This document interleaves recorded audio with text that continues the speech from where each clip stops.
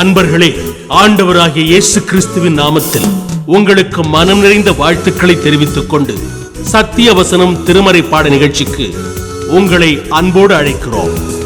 சத்திய வசனம், இது தேவனின் வசனம். நாம் சோர்ந்து போகையில் கரம் கொடுக்கும் நம் தேவனின் வசனம், நம் தேவனின் வசனம். ஆகையால் நாம் கேட்டவைகளை விட்டு விலகாதபடிக்கு அவைகளை மிகுந்த ஜாக்கிரதையாய் கவனிக்க வேண்டும். ஆண்டவராகிய இயேசு கிறிஸ்துவின் இனிய நாமத்தில் சத்திய வசன நேயர்கள், பங்காளர்கள், நண்பர்கள் ஒவ்வொருவரையும் வாழ்த்தி வரவேற்கிறோம். இந்த நிகழ்ச்சியை நீங்கள் தொடர்ந்து பார்ப்பது எங்களுக்கு அதிக சந்தோஷம். இந்த நாளிலும் செய்தியினுடைய தலைப்பு கர்த்தர் தெரிந்து கொண்டு உருவாக்குகிறார். இந்த நாளுக்குரிய வசனம் எபிரேயர் 2வது அதிகாரம். ஆகையால் நாம் கேட்டவைகளை விட்டு விலகாதபடிக்கு அவைகளை மிகுந்த ஜாக்கிரதையாய் கவனிக்க வேண்டும். அநேக நேரங்களிலே நாம் கேட்கிறோம், வேதத்தை வாசிக்கிறோம், தியானிக்கிறோம், பல காரியங்களை கவனிக்கிறோம். ஆனால் கர்த்தர் சம்பந்தப்பட்ட வசனங்களோ கர்த்தருடைய தன்மைகளோ எத்தனை நம்முடைய உள்ளத்தில் நிரந்தரமாக தங்குகின்றன? எத்தனை தன்மைகளை நாம் மீண்டும் தியானித்து அதிலே விசுவாசத்திலே உறுதிப்பட்டு நாம் வளர்கிறோம்? அந்த கேள்விகளோடு நாம் இந்த பகுதியை பார்ப்பது நல்லது. மோசே தன்னுடைய ஊழியத்தை நிறைவேற்றி கொண்டிருக்கிறார். அவருடைய இறுதி கட்ட நாட்களிலே அதை செய்து கொண்டிருக்கிறார். அப்படிப்பட்ட சூழ்நிலையிலே தேவன் தன்னுடைய மனதில் மோசேக்கு பதிலாக இன்னும் ஒருவரை தெரிந்தெடுக்க வேண்டும் என்று நினைத்து செயல்படுவதை இந்த நாளிலே நாம் தியானிக்க இருக்கிறோம். அப்படி தேவன் யோசித்த ஒரு மனிதனுடைய பெயர்தான் யோசுவா. இந்த யோசுவா கர்த்தர் தெரிந்து கொண்ட பாத்திரம். இஸ்ரவேல் ஜனங்களை மோசேக்கு பிறகு வழிநடத்துவதற்காக கர்த்தர் தெரிந்து கொண்ட ஒரு பாத்திரம். அந்த தெரிந்து கொண்ட பாத்திரத்தை ஆண்டவர் எப்படி கவனமாக பயிற்சி அளித்து உருவாக்குகிறார் என்பதை இந்த நாளிலே நாம் பார்க்கிறோம். அதே போல யோசுவாவுக்கும் சில நல்ல குணநலன்கள் இருந்தன, நல்ல கேரக்டர்ஸ் அவருக்கு இருந்தன. அதையும் நாம் பார்க்கிறோம். இந்த நாளிலே வேதம் நமக்கு அவரை அறிமுகப்படுத்துகிற பகுதி யாத்திரையாகமம் 17வது அதிகாரம் 8வது வசனமும் 9வது வசனமும். ஒருவேளை இந்த பகுதியை நாம் பார்ப்போம் என்று சொன்னால் அதிலே ஒரு யுத்த வீரனாக அவர் அறிமுகமாகிறார். அங்கே அமலேக்கியர் யுத்தத்துக்கு வருகிறார்கள். அப்படி வரும்போது மோசே சொல்கிறார், யோசுவாவை பார்த்து சொல்கிறார், நீ என்ன செய்ய, சில மனிதர்களை கூட்டிக் கொண்டு நீ யுத்தத்துக்கு தயாராகு என்று சொல்லி அவர் அங்கே சொல்லுகிறார். நீங்கள் அந்த வசனத்தை பார்ப்பீர்கள் என்றால் 8வது வசனத்திலே அந்த யுத்தம் ஆரம்பிக்கிறதை பார்க்கிறோம். 9வது வசனத்திலே யாத்திரையாகமம் 17:9 மோசே யோசுவாவை நோக்கி, நீ நமக்காக மனிதரை தெரிந்து கொண்டு புறப்பட்டு அமலேக்கோட யுத்தம் பண்ணு. நாளைக்கு நான் மலையுச்சியில் தேவனுடைய கோலை என் கையில் பிடித்து கொண்டு நிற்பேன் என்று சொல்லுகிறார். இந்த கட்டளையை அவர் உள்வாங்கிக் கொள்ளுகிறார். அந்த கட்டளையை கவனிக்கிறார். அவருக்கு ஒரு யோசனை. நம்மை யுத்தத்துக்கு அவர் அனுப்பிவிட்டு நம்மை யுத்தம் பண்ணும்படி ஒரு மனிதரை தெரிந்து கொண்டு போ என்று சொல்லிவிட்டு மோசே ஏன் மலையுச்சிக்கு அவர் ஏறுகிறார் என்று கேள்வி இருந்திருக்கலாம். நாமும் கூட அந்த வசனத்தை நாம் படிக்கும்போது அப்படி யோசிப்போம். ஆனால் ஏன் மலையிலே அவர் ஏறினார் என்று சொல்லி அடுத்தடுத்த வசனங்களிலே நாம் பார்க்கிறோம். அங்கே 11வது வசனத்துல அங்கே யுத்தம் நடந்து கொண்டிருக்கிற அதே நேரத்தில் மோசே தன் கைகளை ஏறெடுத்திருக்கையில் என்று சொல்லி அங்கே வாசிக்கிறோம். ஆரம்ப நாட்களிலே மக்கள் தேவனை நோக்கி கூப்பிடுவதற்கும் தேவனை நோக்கி கெஞ்சுவதற்கும் தாங்கள் ஆபத்தில் இருக்கிற சூழ்நிலைகளிலே அவரை சார்ந்து கொள்வதற்கும் தனியாக ஒரு இடம் தேடி அங்கே போய் ஆண்டவரை குறித்து யோசித்து தங்களுடைய கைகளை உயர்த்தி தங்களுடைய மனதின் விண்ணப்பங்களையும் சூழ்நிலைகளையும் சொல்லுவது வழக்கமாய் இருந்திருக்கிறது. அவர் என்ன சொன்னார் என்று இங்கே எழுதப்படவில்லை. ஆனால் அவர் என்ன செய்கிறார்? கைகளை ஏறெடுக்கிறார். அங்கே ஒரு காரியம் போடப்பட்டிருக்கிறது. அவர் கையை மேலே ஏறெடுக்கையில் இஸ்ரவேலர் மேற்கொண்டார்கள். அவர் கையை தாழ விடுகையில் அமலேக்கியர் யுத்தத்தை மேற்கொண்டார்கள். இதை பக்கத்தில் இருக்கிறவங்க பார்க்குறாங்க, 2 பேர் பக்கத்தில் இருக்கிறாங்க. அப்படி அந்த 2 பேரும் அதை கவனிச்சுட்டு, ஐயோ அவருக்கு கை அசந்து போகுது அப்படின்னு சொல்லி அந்த 2 பேரும் என்ன செய்கிறாங்கன்னா, அவங்க கீழே கல்லை ஒன்றை கொண்டு வந்து வச்சு அவரை உட்கார வச்சு ஆரோன் ஒரு பக்கமும் ஊர் ஒரு பக்கமும் மறுபுறத்திலும் இருந்து அவருடைய கையை தாங்குகிறார்கள். இதுக்கப்புறம் நம்ம கவனிக்க வேண்டிய ஒரு விஷயம் தான் இன்னைக்கு நம்ம பார்க்க போகிறோம். ஆண்டவர் இந்த நிகழ்ச்சியெல்லாம் முடிந்த பிறகு யோசுவா முறியடிக்கிறார் அந்த யுத்தத்திலே அமலேக்கை. 14வது வசனத்தில் நீங்கள் பார்த்தீங்கன்னா, மோசேயை நோக்கி, இதை நினைவு கூறும் பொருட்டு நீ இதை ஒரு புஸ்தகத்தில் எழுதி யோசுவாவின் செவி கேட்கும்படி வாசி. ஒருவேளை எழுத்தாளர்கள் இந்த நாட்களில் நிறைய பேர் இருக்கிறோம், உலகத்தில் இருக்கிறாங்க. கர்த்தருடைய வசனத்தை எழுதுகிறவர்கள், வியாக்கியானங்களை எழுதுகிறவர்கள், மிஷினரிகளுடைய குறிப்புகளை எழுதுகிறவர்கள், இன்னும் செக்குலர் வேர்ல்டில் உலகத்தில் நிறைய பேர் எழுதுகிறவர்கள் இருக்கிறார்கள். ஆனால் வேத புத்தகத்தில் நீங்கள் பார்த்தீங்கன்னா, கர்த்தர் எழுதும்படி மோசேக்கு சொல்லுகிறதையும் அவர் அதை செய்கிறதையும் நாம் பார்க்கிறோம். அதற்கு ஒரு காரணம் இருந்தது. தாம் தெரிந்து கொண்ட யோசுவாவுக்கு நடந்தது எல்லாமே தெரிய வேண்டும். யுத்தத்துக்கு அவர் போய்விடுகிறார். மலையுச்சியில் என்ன நடந்தது, மலையுச்சியில் இந்த கைகளை ஏறெடுக்கும் போது அங்கே யுத்தத்தில் என்ன நடந்தது என்பதை எழுதி வைத்து யோசுவா கேட்கும்படி வாசிக்க சொல்லுகிறார். இங்கேதான் இந்த யோசுவாவுடைய நல்ல ஒரு பண்பை நாம் பார்க்கலாம். இந்த யோசுவாவுக்கு எதிலே ஆர்வம் என்று சொன்னால், மோசேயை கவனிப்பதிலே, அல்லது அவரை அப்சர்வ் பண்றது அப்படின்னு சொல்லலாம் ஆங்கிலத்தில் சொன்னா. அவரை கவனித்து கொண்டே இருப்பது அவருக்கு ரொம்ப பிடித்தமான ஒரு காரியம். அது அவருடைய வேலையும் கூட. காரணம் என்ன என்று சொன்னால், இந்த யுத்த வீரனை ஆண்டவர் என்ன செய்கிறார் என்று சொன்னால், மோசேக்கு உதவியாளனாக இருக்கும்படி அவர் கொண்டு வருகிறார். நான் இந்த 2 பகுதிகளையும் வாசிக்கும் போது மனதில் ஒரு சிந்தை வந்தது. அவர் ஒரு யுத்த வீரனாயிற்றே, அவரை யுத்தத்தில் பயிற்சி எடுக்க அனுப்பலாம், யுத்தத்தில் அடுத்த லெவலுக்கு அல்லது அடுத்தடுத்த ஒரு முன்னேறுவதற்கான காரியங்களை பார்க்க சொல்லலாம். ஆனால் மோசேயோட இருக்கும்படி தேவன் தெரிந்து கொள்ளுகிறார். அவர் எழுதினதை, நடந்ததெல்லாம் எழுதினதை யோசுவாவின் காது கேட்க நீ வாசின் மோசேக்கு சொல்லிட்டு யோசுவாவை உடனிருக்கும்படியாக அவர் சொல்லுகிறார். அதுக்கப்புறம் நீங்க பார்த்தீங்கன்னு சொன்னா, அவர் மோசையோடையே வருகிறார், மோசையோடையே இருக்கிறார். இதை நாம் பார்க்கிறோம்.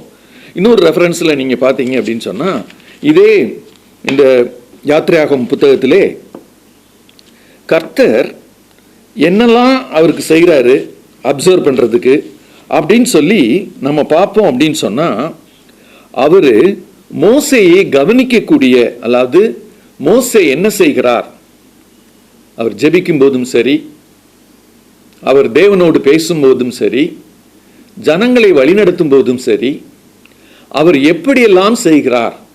இந்த மோசேயை குறித்து நீங்கள் ஒரு குறிப்பை பல இடங்களில் பார்க்கலாம். அவருடைய தன்மை அங்கே எல்லா இடத்துலையும் அவர் உண்மை உள்ளவராக இருக்கிறார், சாந்த குணம் உள்ளவராக இருக்கிறார். இந்த 2ஐயும் யோசுவா கிரகிக்க வேண்டும், அதை கவனித்து அறிந்து கொள்ள வேண்டும், அந்த உண்மையை அறிந்து கொள்ள வேண்டும் என்று தேவன் விரும்பினார். ஆகையினாலே யோசுவாவை ஒரு பணிவிடைக்காரனாக அவரோடு கூட இருக்கும்படி ஆண்டவர் அழைப்பு தருகிறார். அப்ப இந்த யுத்த மனிதனாய் இருந்த யோசுவாவுக்கு என்ன ஏற்பட்டிருக்கும், என்னுடைய டேலண்ட் நான் ஒரு யங் மேன், நான் யுத்தத்தில் வல்லவன், ஆனால் எனக்கு அடுத்து வாய்ப்பு ஆண்டவர் என்ன தருகிறார், மோசேயோட கூட இருக்கும் வாய்ப்பை அவர் தருகிறாரே.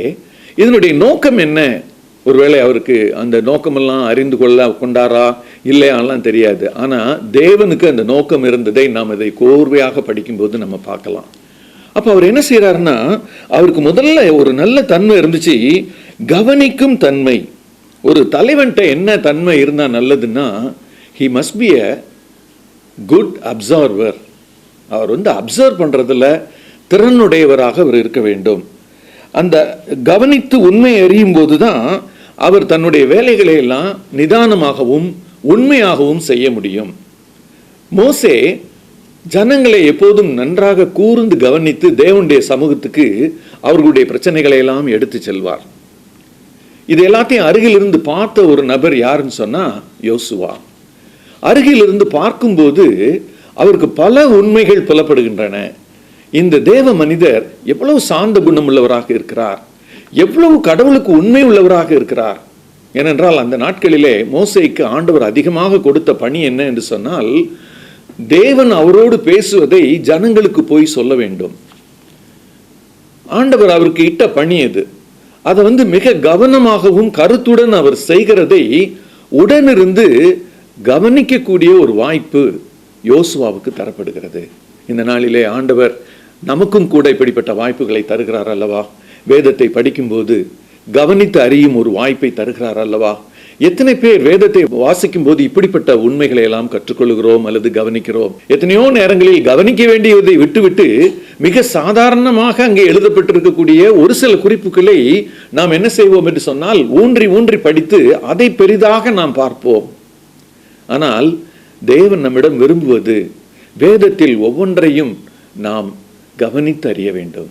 கவனித்து அறியும் போது பல உண்மைகளை தெரிந்து கொள்ளலாம், சத்தியத்தை தெரிந்து கொள்ளலாம். தேவ ஆவியானவரும் நமக்கு சத்தியத்தை விளக்கி சொல்வதிலே நமக்கு உடன் இருப்பார். இந்த நாளில் நாம் எப்படி வேதத்தை வாசிக்கிறோம்? கவனித்து அறிகிறவர்களாக வாசிக்கிறோமா? உண்மையை அறியும்படி அந்த வேதத்தை வாசித்து அந்த உண்மை என்னுடைய வாழ்க்கையில் வர வேண்டும் என்று சொல்லி விருப்பத்தோடு வாசிக்கிறோமா? நாம் அந்த கேள்வியை கேட்பது நல்லது. யோசுவாவுக்கு இன்னொரு தன்மை இருந்தது. யோசுவாவுக்கு இருந்த இன்னொரு குணாதிசயம் என்ன அப்படின்னு சொன்னா, கற்றுக்கொள்ளும் தன்மை. யோசுவா என்ன ஒரு தன்மை உடையவராக இருந்தார்னு சொன்னா, கற்றுக்கொள்ளும் தன்மை உள்ளவராக இருந்தார். பொதுவா எல்லா இடங்களிலும் கல்லூரியில் படிக்கிறவங்க, பள்ளிகளில் படிக்கிறவங்க, வேலை செய்கிறவங்க எல்லாருமே கற்றுக்கொள்ளுகிறவர்கள் தான். ஆனால் கற்றுக்கொள்வதிலே ஒரு விருப்பம் வேண்டும், கற்றுக்கொள்வதிலே ஒரு ஆர்வம் வேண்டும். ஒரு கற்றுக்கொள்ளும் மனிதனுக்கு என்ன இருக்கணும் அப்படின்னு சொன்னா, கர்த்தர் கற்றுத்தருகிற உண்மைகளை அதை உணர்ந்து கொள்ளும் அந்த வாய்ப்பும் அந்த அர்ப்பணிப்பும் இருக்க வேண்டும்.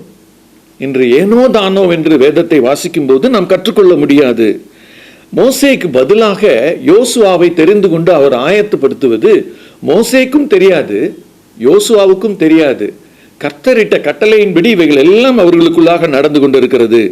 ஆண்டவர் யாரை தெரிந்து கொள்ள வேண்டும் என்று நினைக்கிறாரோ அவர்களை தெரிந்து கொள்வார். யாரை தெரிந்து கொள்கிறாரோ அவர்களை கவனிக்க செய்வதிலும் கற்றுக்கொள்ள செய்வதிலும் ஒரு குணாதிசயத்தை அவர்களுக்குள்ளாக உருவாக்குகிற தேவனாய் இருக்கிறார். இன்று நம்மை உருவாக்கி கொண்டிருக்கிற ஆண்டவரும் அதை செய்கிறார். நம்மை கவனிக்கும்படி என்ன நடக்கிறது, இந்த உலகத்தில் நடக்கிறவைகள் என்ன நடக்குது, வேதத்தில் சொல்லப்பட்டிருக்கிறதெல்லாம் நடந்து கொண்டிருக்கிறதே, அதை கவனித்து அறியும்படி நம்மை தூண்டுகிறார். அதே போல அனுதினமும் வேத வசனத்தின் உண்மைகளை, ஒருவேளை பாவத்தை குறித்து கண்டித்து உணர்த்துகிற வசனத்தை வாசிக்கும் போது நாம் அதை கற்றுக்கொள்கிறோமா? இது தேவனுக்கு பிடிக்கவில்லை, இது தேவன் அருவருக்கிற காரியம். அதே போல ஒரு பரிசுத்தமான ஒரு காரியத்தை, வழியை வாசிக்கும் போது இதை ஆண்டவர் செய்ய விரும்புகிறார், இதை தவிர்க்க விரும்புகிறார், இதை செய்ய விரும்புகிறார். இதை நாம் கற்றுக்கொள்ளும் உணர்வோடு வேதத்தை வாசிக்கும் போதுதான் நாம் அதை கற்றுக்கொள்ள முடியும். நீங்க இந்த பகுதியை வாசித்துட்டே வரும்போது 40 நாட்கள் அவர் மலைக்கு அழைக்கப்படுகிறார், தேவனுடைய கட்டளையை பெற்று ஜனங்களுக்கு கொடுப்பதற்காக. அப்போது வேறு யாரும் வரக்கூடாது என்று கட்டளை கொடுக்கிறார். ஆனால் யாருக்கு மட்டும் ஒரு எக்ஸம்ஷன் கிடைக்குது, இந்த யோசுவாவுக்கு மட்டும் அவர் உள்ளே வருவதற்கு அல்ல அவரோடு கூட இருப்பதற்கு ஒரு வாய்ப்பு கிடைக்கிறது. நீங்க அதை வாசித்து பார்த்தீங்கன்னா, அங்கே அந்த 40 நாளும் தேவன் பேசினது எழுதி கொடுத்தது, அந்த டைம் அவர் எப்படி மோசே கர்த்தரோட அவர் செலவழிக்கிறாரு, அதனுடைய விளைவா என்னெல்லாம் அவர் பெற்றுக்கொள்ளுகிறார், இது எல்லாத்தையும் ஒரு பணிவிடைக்காரனாக கவனிக்கும் வாய்ப்பை ஆண்டவர் தருகிறார். ஆண்டவர் தருகிற வாய்ப்பு நாம் என்ன வேலை செய்து கொண்டிருக்கும் போது நமக்கு கிடைக்கும் அல்லது எந்த சூழ்நிலையில் கிடைக்கும் என்பது நாம் கணித்து சொல்ல முடியாது. ஆனால் அவர் தருகிற சூழ்நிலையையும் அவர் தருகிற நேரங்களையும் கவனிப்பதற்கும் கற்றுக்கொள்வதற்கும் நாம் பயன்படுத்துகிறோமா என்ற ஒரு கேள்வியை நாம் கேட்பது நல்லது. நீங்கள் அந்த யோசுவாவினுடைய ஆர்வத்தை நீங்கள் ஒரு வசனத்தில் பார்ப்பீங்கன்னா, யாத்திரையாகமம் 33வது அதிகாரம் 7வது வசனத்திலிருந்து 11வது வசனம் வரைக்கும் இருக்குது. இந்த கற்பனைகளை பெற்று அங்கிருந்து இறங்கும்போது ஜனங்கள் பொன் குற்றிகளை செய்த பிறகு ஆண்டவருக்கு அவர்கள் மேல் கோபம் வருகிறது. அதை உடைச்சு போடுறாரு மோசே. கையில் வச்சிருந்த 10 கட்டளைகளையும் அவர் உடைத்து போடுகிறார். அங்கே ஒரு கடினமான ஒரு சூழ்நிலை வருகிறது. திரும்பவும் நீ வா, நான் உனக்கு திரும்ப எழுதி கொடுப்பேங்கிறாரு. அப்போ சாட்சியின் பலகைகளை இவரே இழைத்து கொண்டு வர சொல்லுகிறார். கர்த்தர் சொல்ல சொல்ல மோசையை எழுத சொல்லுகிறார். கர்த்தர் சொல்ல மோசையை எழுத அது நமக்கு கையிலே கிடைக்கிறது. அப்போ இதை நம்ம பார்க்கும்போது இந்த வேலையை செய்கிற மோசையை பக்கத்தில் யார் இருக்கிறான்னு பார்த்தீங்கன்னா யோசுவா இருக்கிறார்.